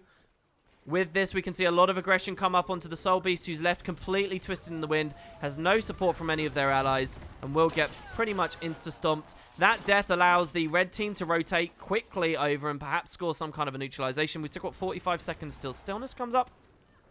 Hayes in position here, but he's a red... Oh, he's Malix! Hello? Oh, all the builds. This is a Condi Rev. Guys. Oh, we missed some stuff here. So yeah, he's actually Condi Rev with Jarlis. Obviously, you can't expect him to do a 2v1 there. He just manages to sustain, stay alive. They get a big push together. Meanwhile, on the other side of the map, they essentially have Chrissy right now, their druid backnoding, except it's not their close point, it's far, because that's what they happen to own. Chrissy's also in a brilliant position. This aggress, look at this! Oh my god, I know that's a lot of barrier there. Okay, they could just stop attacking here. But at the end, that's actually a lot of good damage here, and they're in position for stillness, which just dinged onto the map there. Let's see if Chrissy can actually manage to do that. He's scared the Scourge away right round the corner. The Scourge won't get the jumping puzzle. He's going to go with the staff too, surely. Surely. He's not even looking at it. Insane. Oh, now he's got a respawn. I don't know, man. I think maybe a slight missed opportunity there. Noodle now being massively out-pressured, obviously, because of the Scourge moving through there. Elixir S will not save you from those 3 burns. That always feels the worst when you're on a holo. And this feels pretty bad as well. When you are the support and your guy's already dead, merciful intervention straight into the knockback res trait. What a play. Chora with the insta-res there. The red team don't know what hit them. Pig Iron Puddlers just letting that kill fall through their fingers. And immediately going down in return. Look at that crazy pressure there. Insane. That, again, by the way, was the Soul Beast doing ridiculous damage. And once again, they have excellent stuff held at sides. Looking at stillness, it did flip. I don't know who flipped it. I don't know when. I'm guessing it was Chrissy over here, the Druid, who now is massively outnumbered. But this is what a Druid wants to be. If you play Druid, you want this. You want the 2v1s on you. You want to stealth, bail away with your Troll Unguent up. And just annoy the hell out of them. If he'd popped the smoke cloud there, he could have... oh, no, it's not a leap. Never mind. I was about to reveal how stupid I am. I thought he maybe could have bailed out with a bit of stealth combo field. But yeah, okay, so he does go down. It doesn't take them too long to score that, by the way. So that's not too inefficient of a 2v1 there. But there's a steep hill for the Pig Iron Puddlers to climb back up. Let's actually start spectating from their perspective. I want to watch Kralis here. We're over at the blue spawn point. And we're watching their perspective of the 1v1 with the Soul Beast. Which Hayes was just standing and watching, that being the Condi Rev for the Dementists. I think he then threw a little bit of pressure. I think rotating back into this. Listen, if you push far, you get into a really nasty 1v1. You barely get out with the skin of your teeth. I think you've got to be really cautious about pushing far again. But that's what we see here. I kind of would like a bit of Selly Amulet stuff to work, but I'm just not sure it will. They get a brilliant neutralization here, by the way, from their Rev getting on the node as well. And a great kill. That an 8k Death Strike? Wow. Oh my god, that was a huge Death Strike. And only on a demo Amulet as well. Of course, he does get punished for that. Can Kralis manage to... Oh, sorry, wrong character. Can Kralis get the res? Kralis does get the res. Sorry about the little bit of a camera port there in the middle. I think with this now, they've got all the momentum, right? They can totally get this 2v1. They do the pressure. Worldly Impact comes down. Some casual little attacks. They get the nodes. Brilliant stuff here. So we're actually starting to see that the Dementists are going down. We see the mid fight is going well as well because there's 2v1. We're going to see a lot of pressure hit over here, right? So even if Weird Not wasn't dying, they just went down state here to the holo. Even if this wasn't the case and they were just about to beat that holo, it would be some pretty hideous aggress coming because you're going to watch the blue team members come immediately out of that gate right here. Here you go. You got Chora and Noodle moving straight through. Trip Cap is just gone live, so neither team really in a position for it. You can see that the Firebrand support for the blue team has gone down to lower buff, while upper is totally open.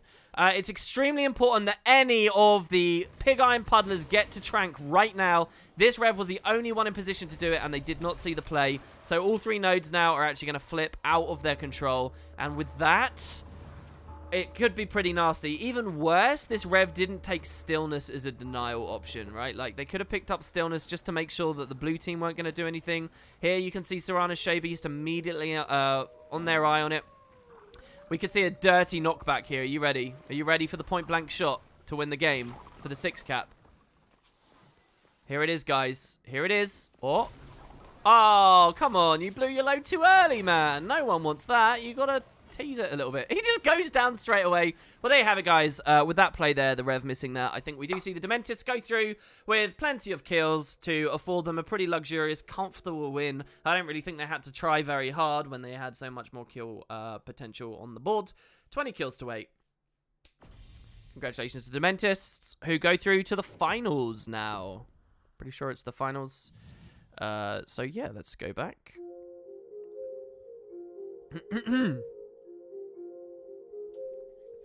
Listen, that was not a sexual reference, Georges, alright? I was talking purely about point-blank shot, okay? Alright, he fired a blank shot there from his bow at point range. Alright, we're not talking about anything else. So yeah, the finals, they will be live in a second. I want to show you guys 2 more action replays from that game there. This is the first one. We are watching, I think, quite close near the start of the clip. We're going to watch some of the pressure that came from... Sorry, I haven't turned it on. We're going to watch some of the pressure here from the Soul Beast. So, watching this here, you're looking at a lot of damage already manifested. And look at that. Look at that. 4.6k through the barrier there in just one hit. We see the Unrelenting Assault essentially roll through. We see another big 3k on the Greatsword 2. And here comes the Worldly Impact. Look at this. 5,040. 2,755. Really ridiculous damage. I mean, that they smashed through a lot of barrier there. Immediately to roll out. So that was one. And here's the other that I wanted to watch. Again, it's the... so this is the Hollow dying in burns. Okay. But moving back over here, you can see Chora ports in. We take the Merciful Intervention, teleports over, presses F. Actually, hold on. He's not running the trait. He used the shield. He used shield 5, got the double interrupt on the aggress, potentially put a little bit of projectile mitigation down. And so he doubled up, actually. He doubled up. He did the shield and the trait, which would have ripped some stab as well. And gets that extremely quick res. Obviously, 5% res force coming from the Merciful Intervention as well. And look at that save here. Really, really incredible. Super glad we caught that. Noodles actually probably being helped there quite a lot by the Elixir S, actually. Actually, no, because it was Condi Pressure that killed him anyway. See, the blink comes through. Really, really, really entertaining. I like that one a lot, guys. That was very good. So anyway, we're ready for the finals. Just waiting for the players to be ready. I gotta say, WP, watching these streams really makes me want to get into PvP. I haven't seriously been PvPing since Season 4. Oh, dude, you haven't experienced it since Season 5 then? Oh, it's so good now. I'm really glad to hear that, man. The new settings, ever since they got rid of the really, like, trashy one-pip on and off thing, it's good, guys. It's genuinely good. Can't wait to hear if you do actually go for it. Yeah, that Worldly Impact was mental, right? Really like seeing these soul beasts, figuring out, you know, as they figure out exactly what works for soul beasts and what doesn't. All right, so let's take a look. First of all, the Dementists are over on red this time, so they are fielding. Again, what are they doing? Are they queuing on a Rev just to swap him off at the end? I don't understand this. I don't understand what they're doing this consistently, right? Hayes is queuing on Rev but not staying on it. Or is he staying on Rev? I don't know. Did we see a Rev a second ago? So actually, this is not a duelist, right? Shade Beast we know is Soul Beast, right? Lots of pressure. We got Chura on the support. Serana essentially taking the place of a Scourge there. They've got their Hollow for some good bruisery pressure at the mid-fight. And then finally they have their Druid for the back node. They are against a team we haven't seen yet. Another one of the Dementists. Maybe we have seen. Maybe. Okay. I don't know. So starting off here, we have their Firebrand support quite blatantly. Seeing a lot of these coming through. They have the more conventional route for damage. That just being a Scourge. Sorry. They have Illusionary Warlock. This is, as you can tell from the name, a Mesmer. You can see their skills on screen right now. Feedback. It is a Chrono. So let's just put him on back node. He's got the portal. Oh, they're actually fielding double Scourge, guys. Double freaking Scourge. Look at that. Be very careful of that, I guess. Lots of Condi pressure. And finally, they got Hollow as well. Very teamfight heavy. I actually love the blue Dementis comp. The blue Dementis comp, I think I prefer to the red ones. It's going to be interesting, though. We'll see how much weight they can get out of the Rev. Yeah, one of the teams is definitely not fielding a Rev. But, hey, they're just queuing in on it. All right, so what do we see here? We've got blue picking up close with their Hollow. We've got red picking up close with their Druid. Meanwhile, look at the downstate immediately. What is this? What is this kill straight away on Stud Dump Pass? And another one. I made this for AT. What is going on with this damage? It is not all this Soul Beast, is it? Who is it? What are we actually looking at here? Who's doing the crazy flat damage? This is mental. Jesus Christ, I did highlight it, so we will watch that. At the end of the game, we will figure out exactly what happened here. So they win mid immediately. And by the way, and obviously they got the close, sorry. Right, so yeah, we got a little bit turned around because we followed the blue guys out as they just immediately wiped. So red Dementis coming out on top with 3 kills immediately right from the start of the game. And their Druid still in position to continue defending here just fine. Not only do they have a Druid in position defending this, they also have a portal on it. Which is kind of amazing, actually. At least I think that's a red portal. Zalul taking the no port spot here. Not actually necessary. Nobody will be porting to him on the enemy team right now. We don't see Illusionary Ambush being run by any of the guys. Lots of pressure come down again. Let's watch this Soul Beast. Wrecking Face. Completely blowing up Hollow Leap. Perhaps it's the amulets that the blue team are running, right? Maybe we're looking at some Zerk amulets. Really beautiful follow-up, by the way, on the kill there. with extra pressure. There's a ghastly breach owing to the blue team there too. Zalul moving up onto the node with his firebrand support. Getting those auto attacks. Needs to actually pressure Croissant here. This is essentially seeing 2 pluses coming in at once to the 1v1 with Chrissy. Chrissy's been fighting for a long time as a druid. The camera is mental on this cast. I don't even know where to begin. But still holding it, and the 2 pluses end up just basically fighting each other. Actually, one of them ports out. Zul will be left twisting the winds here, actually not able to swing any big fights. It's okay, though, because point B is not live. Does Zul notice? Oh, no, the bad rotation. Actually, it's not necessarily a bad rotation, because he keeps Croissant. He could have perhaps gone for the blood res here, though. He could have got double value out of the blood res. I actually would have loved to have seen these Dementists go for this play. Sorry, I didn't have their team names up yet. I would have loved to see them going for that double blood res. Look, they're both being rotted as well. Amazingly, though, you can see that red team is not being steam and bulldozed over right now. They're still zoning their opponents out despite being down so many numbers, right? There's only 3 of them to defend on the board right now. There's 5 blue guys in active engagements. Look at this 2v1. He's actually going to score a kill in a 2v1. MVP of the Lyssa's Legion tournament right here. Does he manage to get him down? He does, the unrelenting assault. Oh, no. Oh, he misses the greatsword too. Oh, what a shame. We won't see a worldly impact come there either. Okay, so yes, we do see momentum was scored. Both nodes flipped for blue after getting that extremely important double kill there on the roads. Hammer is currently live. Blue taking hammer as well. This is such an important hammer for red team right now. Are any of them going to be looking for it? It looks like Noodles might actually be on his way. Let's watch after the CC lands. No, he's not going for it. So I guess they're just going to let blue get that hammer. Because what does it matter? Like, they're not going to get neutralized anyway. All that matters is they actually scored the dodge roll on the 2 strikes. There's one. There's the other one. Perfect timing for the flipping of point B there as well. We'll watch that at the end of the game. That was really, really nice. They managed to secure it right after the hammer beam came down. So it was almost like the hammer didn't exist. Chrissy winning a 1v1 as well here again. Is now in a little bit of a job to actually make sure that they can stop this res going through. The point blank shot lands on the Hollow, but the Hollow does have that juicy 1 stab. Uses the pet F2 to get a taunt. Needs to just fend off a bit of aggression. Goes into CA. Wastes the next stun there, unfortunately, I think. Goes for Stomp. Is he going to make it? Is it down to the wire? Oh, very, very close. Great backnoding here. What a punish, though. You're going to be pretty salty about that. You managed to get the 1v2, and another plus comes in. Where is my team? I can hear them crying. They take the jump up the jump pad. That's perfectly fine. And another plus, actually. Okay, so yeah, the blue realizes that's a bit of an overcommit. They decide not to go for that. So we should be seeing gains elsewhere, but we're not. I guess it's because the red team has been going down. Serrana's going for the 1v1 against this backnoding Mesmer here. I really want to see how this matchup goes. Can obviously get on the node, forcing him off the port spot. Oh, it's a great sword, Mesmer. Croissant taking the amazing burst. Beautiful. Downstate Gazelle or CC overlaps it, unfortunately, with the Thunderclap. Maybe could have been a little bit more frugal with cooldown usage there and survive for a bit longer. So we're going to see that that goes pretty miserably there with that death and that folly push. The red Dementists are definitely on the back foot. We see the res go off from the support onto Noodles. Or res attempt, I should say. Doesn't actually manage to land it. Noodles goes down as well. I just invented a word, guys, there. It's Landl. Look it up in the dictionary. It is a real thing. Coined by Wood Potatoes, 2018. So they reclaim their close. But we're looking at a double cap for blue again, right? Like, we're certainly looking at a double cap. Is Hammer going to be live in a second? Oh. Yeah, I think it will be soon. I think it will be in a second. We'll have to watch here.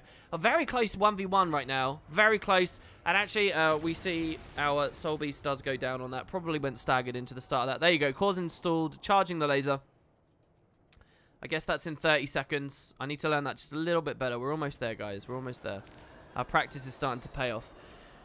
Confusion go for the 1v1. So I think what we're seeing now with red is they have to play a little bit more desperate. Actually, they don't have to play a little bit more desperate. It's an extremely close game.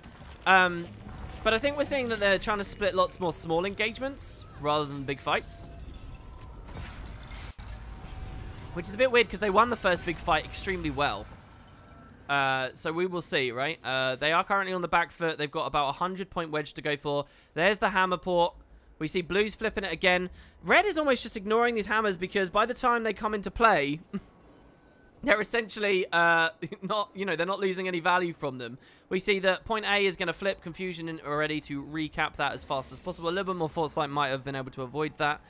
Chrissy goes down alone, though, here. I think we've really got to spectate this support, guys. We've got to figure out where they can get some meaty engagements and actually snowball some kills and then push out across the rest of the map. They've scored 1 on the roads here, but they're also 1 down, so it's a 4v4 live right now. Easiest decap I've ever seen in my life! Does he have his F... Oh, if he was an F1 and he had his Chapter 3, he totally could have delayed that. Actually, maybe not, because the stability trail of anguish was actually up. And now he's out of position. This is not what a support wants to be feeling right now. Can't even get to help any engagements because he's been hit so hard on the road as he moves around. Confusion's obviously going to be low on cooldowns. We have very few utilities left. He's been fighting that 1v1 for a while. He's got his support here, which basically means he has to fight this. Now that Chora has come to support him in this engagement, he has to fight it. If he bails out now, it's just like such a waste of everyone's time. So they have to take this. Noodle coming along to basically plus it into a 3v2. If they can manage to secure this, it will be good, because for the first time we'll see that they secure sides. Noodle's going with as much harass as possible. Cancel casts and stows his own Prime Light Beam, perhaps there was that? Or maybe he was just CC'd. Been knocked away, thrown into the wall here with the immobilization, straight back into the side. That's not going to be feeling very good. Pretty disorienting. Confusion tried to bail out, and then I guess decided that they didn't want to. This is a messy fight though here, guys. A very messy fight. Look at how long the red team, the red Dementis, have just been 3v2ing, trying to secure it, and they just can't quite. Confusion again on harass. This is what Skyhammer is, guys. You can sustain on these side engagements so long, because the second any of you get low, you're just one tiny jump away from one of these pads. Somehow, though, this is working out. The overcommitment to point A is working out, and I'm not sure how, but the rest of the team has been making secure wins elsewhere. We have neutralizations across the boards. We're actually looking at another 2... How are they outnumbering everywhere? Someone on the blue team is wasting time. I'm not sure exactly who it is. Chrissy's managed to push up here. Getting some good harass over onto this Scourge in a 2v1 situation. They take the stealth and the bail. Oh, nice tracking there. Even while in stealth, they knew exactly where they were going to be moving towards. They've got full CA, so they will be coming up and resustaining very quickly here with big cleanse the second they move up. That's going to counter the greediness that the Scourge thought he had. Soul Beast Plus comes in as well. This is definitely a roam-heavy build, actually. I think we can definitely call this. This is actually pretty good. We saw that on Temple of the Silent Storm as well. And with that neutralization, we see red takes the board. Pretty goddamn brilliant. Cannon's operational. And they're going for this as well. So the 1v1 here, Chrissy just needs to sustain this. Doesn't get the dodge of the Great Swords. Does he go down super fast? No, the stealth manages to secure it with the Troll Ungu. And that stealth saves so many druids so quickly. And so, yeah, can actually pull out. He might have been burst from stealth, to be fair. So, like, the chance for dodging it wasn't very good. So, Chrissy bails out of that. Meanwhile, he's replaced by the support, who is kind of playing as a bunker right now. Raw 2012 bunker strats going on here. Isn't going to be able to hold that 2v1 for very long. Magic Noodle comes to plus the engagement. It really all comes down to Hammer, guys, because looking at the map, sorry, to draw your attention to it, red is swinging away here. Red is, you know, they're going further and further off into the lead. Blue doesn't have anything manifested. They only took the time to neutralize point C. And basically, if red can make sure that blue doesn't get this hammer, every second that this fight goes on, red starts snowballing away. So every second, they don't have to score any kills. They just have to fight here. That's all they have to do, and it's extremely high value.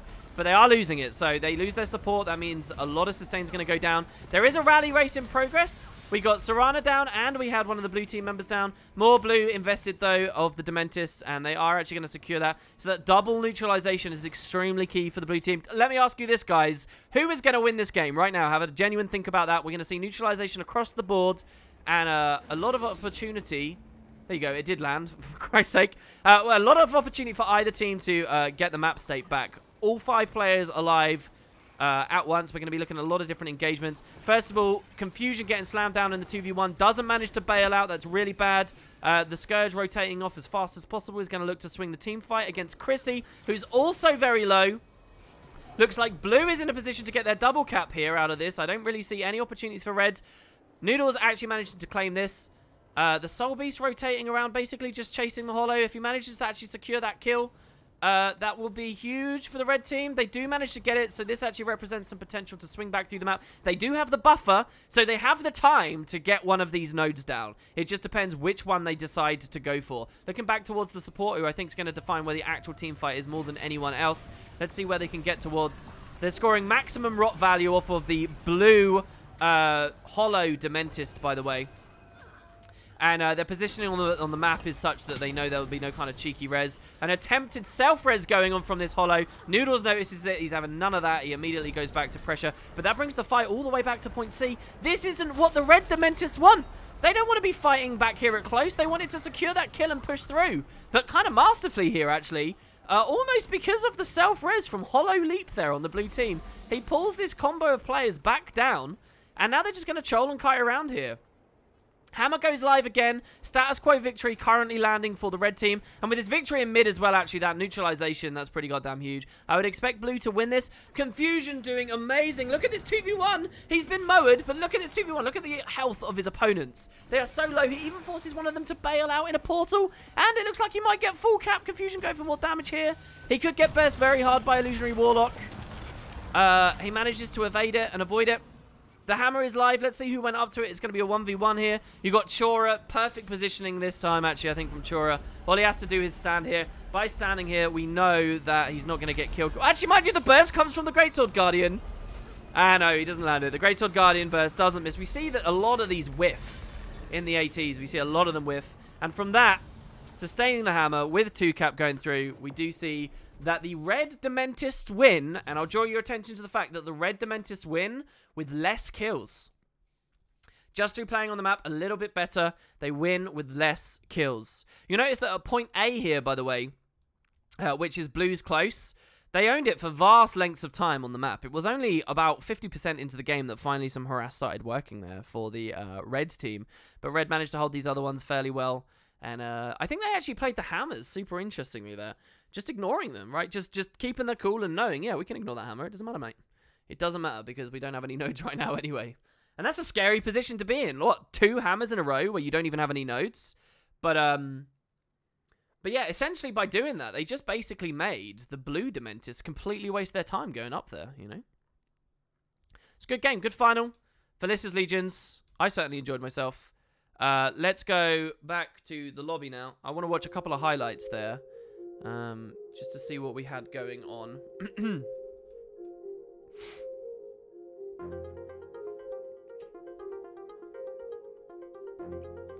I don't quite remember what this is, so let's just watch it here. We're watching the Hollow move in. We're at the start of the game here, actually. Oh, right, we're at the start of the game. So let's watch this opening burst. What the hell happened, okay? So we watch Hollow Leap pick up close for the blue team. Blue team's about to get bursted, okay? Watch blue team's health, okay? They're about to get bursted the hell out of. Let's watch what actually lands this, because there is no Greatsword Mesmer being fielded by red. Look at this. Not necessarily any Condi pressure that you'd expect to see. Oh, I messed up one of my borders. No, don't you dare mess up those borders. Oh my god, that's been like that for all the instant replays. And there you go. I fixed it, guys. Look, we fixed it. So, watch the health, right? Look at this. Look at where's this pressure coming from? What have we got? 7 Vuln Cripple. Look in here. You can see Serana's Shade Beast just straight up beasted it. I think that's an Unrelenting Assault. I think that's merging with a Smoke Scale. An Unrelenting Assault. Look at the damage. I mean, my big minimap is kind of in the way a little bit there. I don't even see anyone else hitting it. I really don't. We see the barrages coming down. I think that's a precasted barrage. But this is their support, guys. This is their support getting blown up. He was running conventional support, right? Look at that. So basically, he saw the bow and the barrage. And I think he dropped his chapter 3 to reflect. And then just got annihilated. The Worldly Impact comes over it. And now look over here as well. I made this for AT. Look at the, look at this guy here. Sorry, his health's being a little bit obstructed. Let's move back again, right? Watch the health of I made this for the AT, right? The Scourge, the blue Demented Scourge. Watch this guy here. He's right here. So he's on about 95% health, or 90% health. He walks in for a brief moment. Look at this. Look at this Greatsword 2. Bam! 1 Greatsword 2. Worldly Impact. That's it. That's 2 hits. Greatsword 2, Worldly Impact. And the Worldly Impact is to cleave the body.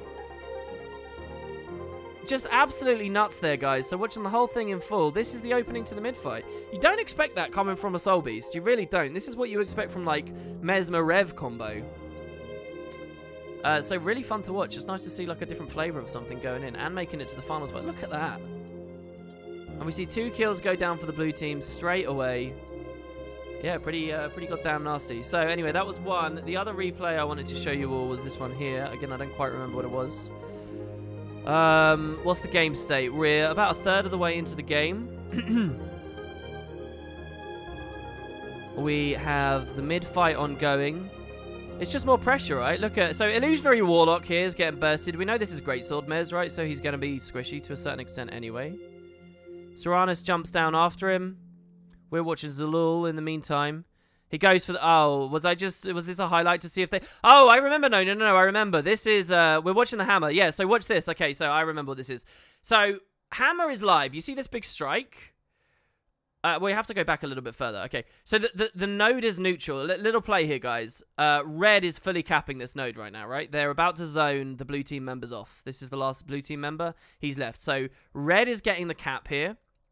Hammer just flipped. Sky Hammer calibrated for blue team. So what you're actually watching here is the Hammer lands here in this second, okay? And in this second, before the second strike, it flips for point B. If point B had flipped 1 second earlier, it would have been neutralized, and they would have had to gone for full value for that again. But the timing worked out perfectly that the cannon essentially didn't exist aside from the flat damage. And you'll actually notice this Scourge here fails his dodge. So nice to see that there on the action replay. Make somebody feel bad about themselves. So yeah, that's basically what that other replay was. That's what I wanted to show off. And yeah, there you go, guys. Lyssa's Legions. That's the full house. That's every single AT for the day. Casted. Hope you all enjoyed. Has anybody got anything they want to talk about in chat before I bugger off here? We can also look, obviously, at their comps again. And what did we predict here? So, actually, this was not a backnoding chrono at all in the duelist slot. We didn't get that right. It was more like this. We saw them send their hollow to close. We saw the illusionary warlock here. This was actually a bursty greatsword mesmer. So, it was kind of this. Hayes here, I think, subbed for, sorry, that's in the Roma box. Hayes subbed for a Druid, didn't they? Why is he queuing on Rev and then swapping to Druid? I don't know. It's like he's treating it like ranked and trying to manipulate who he gets paired with, but it's an AT. But I'm pretty sure we saw this guy turn into a Druid, didn't we? Not sure, and that was actually 2 games in a row they did that. Maybe trying to hide the Druid build? They don't want it being casted or something? I don't know. Do they even know that I'm casting? I'm not sure. Do people care about that kind of stuff these days? Anyway, aside from that, obviously we saw Red win. They beat Double Scourge. Honestly, guys, I'm not seeing Double Scourge do well in ATs. I haven't seen a single Double Scourge comp do well. What do you guys think about that? Have I just been unlucky seeing that? Or is fielding Double Scourge just a bad idea? I think it might be, right? Because they both get countered by the same thing, Condi mitigation. I don't know. I'd rather like you split your team fight across either pure power, as we see the red team does here with Magic Noodles and Serrana's Shade Beast. So Serrana and these two. Or take one Scourge and then one something else. One Scourge, one Hollow. I don't know. I also regret that we never really saw very much at all of this Firebrand in this box. We never saw too much of the blue Firebrand. I would have preferred to see a little bit more of them in this tourney. But we didn't get too much of that. Some people don't want their builds checked because of upcoming tourneys. That's fair enough. Yeah, like George's pointing out, double blood, right? Like, I understand that Scourge seems kind of bad, but it also seems really good in some other ways. Double blood, double transfuse, double well of blood. It's kind of mental, guys. But I just don't see it being successful. I really don't. I remember I was watching a Naru stream, and he was basically speculating that it might just run double blood, at least for queues. But yeah, as strong as it is, I'm not seeing it manifest neither in EU or NA. So Chili, you were playing in that game, were you? Thanks for the comment there, Rav. Yeah, it is a weird time for the stream to be going up. I basically just wanted to do this stream because I wanted to do Lyssa's Legions. I wanted everything. Shade Lang actually raided us. Dude, I love the build. It was a lot of fun. I'm not sure what raiding means. I'm not good at Twitch, but it was a good fun, dude. You just picked up a tasty WP SFX. Ooh, I'm actually really excited to go to your stream now. Dude, your SFX are horrible. It is so bad, all right? You're in my house now, and I'm going to be blatantly blunt about this. Your SFX is insane. When I said, can you imagine listening to that in a public place, I really mean that, right? How embarrassing would that be? Kind of ridiculous. Oh, the Guardian that got blown up was naked. Being naked does increase the damage you take, but not by, like... I mean, and it depends on the role you're playing. Playing a Guardian naked's pretty bad. That explains something. That does explain something. So, Chili, why do you start on Rev, then Necro, then Mez? Is that to hide a build? He thought he was facing against... He didn't respect their ability to play, and that's why he went naked. That's kind of cool. Well, guys, it's been awesome. Is anyone PvP streaming right now? God, but the viewership is so low. These streams, guys. I guess it is the middle of the night, so whatever. I really enjoy doing these. Why don't people like watching this stuff? This sucks. I don't even see any PvPers live. Alright, I'll host you over to Nike, and you guys can have fun with him. I haven't hosted Nike for ages, so why not? But thanks, guys. I hope you enjoyed. That's been brilliant. Leave me any messages and feedback. Obviously, there are a lot of technical hiccups here because I'm at the end of my tether. I've been awake for like 18 hours. That's the full house. I hope you enjoyed. There's plenty of VODs to watch. Similar production for Balthazar's Brawl, Grant's Game, Melange's matchup, and Lyssa's Legion today. And it's been quite the ride. Cheers, everybody. I'll see you next time.